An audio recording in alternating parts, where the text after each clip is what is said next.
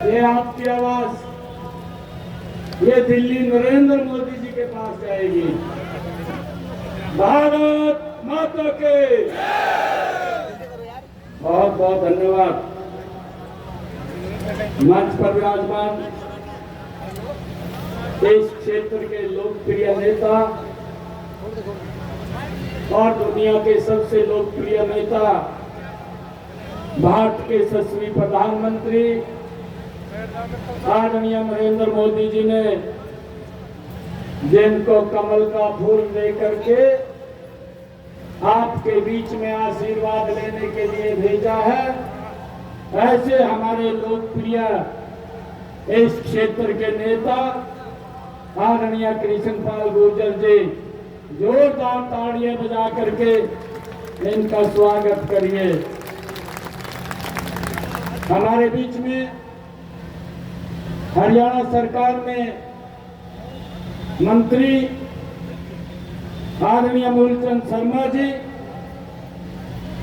इस क्षेत्र के लोकप्रिय विधायक आदरणीय राजेश नागर जी, हमारे पृथला के विधायक नयनपाल रावत जी, हमारे फरीदाबाद के विधायक नरेंद्र गुप्ता जी, लोकसभा के हमारे प्रभारी जीएल शर्मा जी, हमारे इस जिला के लोकप्रिय अध्यक्ष राजकुमार वोहरा जी, हमारे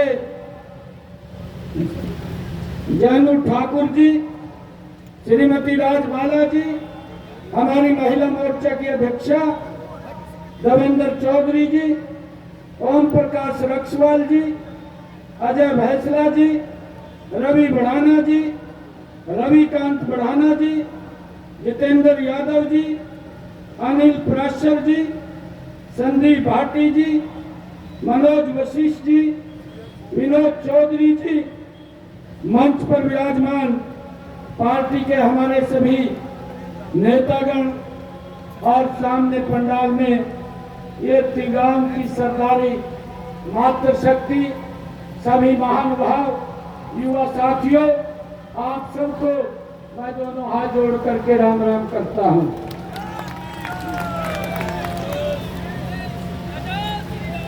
आज बाबा साहब की जन्म जयंती है, जिन्होंने हमें एक पवित्र संविधान दिया है। आज बाबा साहब की जन्म जयंती की मैं पूरे प्रदेश और देशवासियों को बहुत बहुत बधाई और शुभकामनाएं देता हूं। मैं उनको नमन करता हूं। साथियों, चुनाव का समय चल रहा है और देश टकटकी लगा करके देख रहा है कि 25 मई ये 4 जून जब आएगी तो देश के अंदर जो देश ने एक नारा दिया है कि अब की बार 400 सीटें दे करके तीसरी बार नरेंद्र मोदी जी को इस देश की गद्दी के ऊपर बैठाने का काम ये देश की जनता करेगी। भाइयों, उसी कड़ी में ही आज तिगाम के अंदर इस फरीदाबाद लोकसभा के अंदर मेरा ये दूसरा चक्कर है।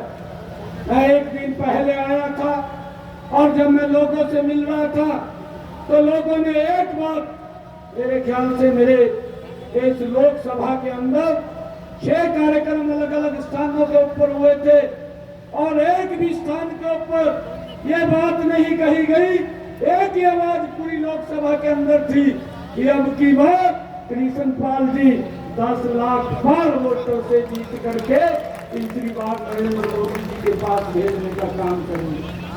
भाइयों, 10 वर्षों में देश के अंदर एक नई दिशा देने का काम ये नरेंद्र मोदी की सरकार ने किया। भाइयों, अगर हम कहीं पर भी देखें, आज लोगों के जीवन को सुगम और सरल करने का काम, उन तक सुविधाएं पहुंचाने का काम इन 10 वर्षों में योजनाबद्ध तरीके से नरेंद्र मोदी की सरकार ने किया। भाइयों, हमारी एक डबल इंजन की सरकार लगातार गरीब के हित में मजबूत फैसले लेकर के उन तक लाभ पहुंचाने का काम किया है। मुझे आदरणीय नरेंद्र मोदी जी के ऊपर गर्व है कि जब कोरोना का वैश्विक संकट आता है तो उस वैश्विक संकट के अंदर मात्र 8 महीने में एक वैक्सीन नहीं दो वैक्सीन का निर्माण करके 220 करोड़ डोज लोगों तक फ्री में पहुंचाने का काम ये नरेंद्र मोदी की सरकार ने पहली बार किया है। भाइयों, लोगों को सुरक्षित करना, लोगों को सुरक्षित रखना, ये हमारी सरकार का दायित्व है। और आदरणीय नरेंद्र मोदी जी मजबूती से आप तक सुविधाओं को पहुंचाते रहे हैं। और भाइयों, उससे आगे भी 80 करोड़ परिवारों को लगातार राशन पहुंचाने की उस कोरोना के संकट के अंदर कि मेरा कोई भी भाई भूखा पेट ना सोए, उसकी व्यवस्था ये नरेंद्र मोदी की सरकार ने की। 80 करोड़ परिवारों को लगातार राशन पहुंचाने की व्यवस्था भी ये नरेंद्र मोदी की सरकार ने की है। भाइयों, चाहे सड़कों की बात हो, चाहे रेलवे की बात हो और चाहे एयर कनेक्टिविटी की बात हो, देश ने एक विकास के नए आयाम को छुआ है।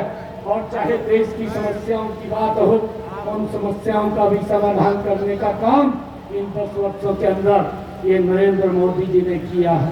भाइयों, आज हर व्यक्ति का सम्मान इन 10 वर्षों के अंदर यह नरेंद्र मोदी की सरकार ने बढ़ाने का काम किया है।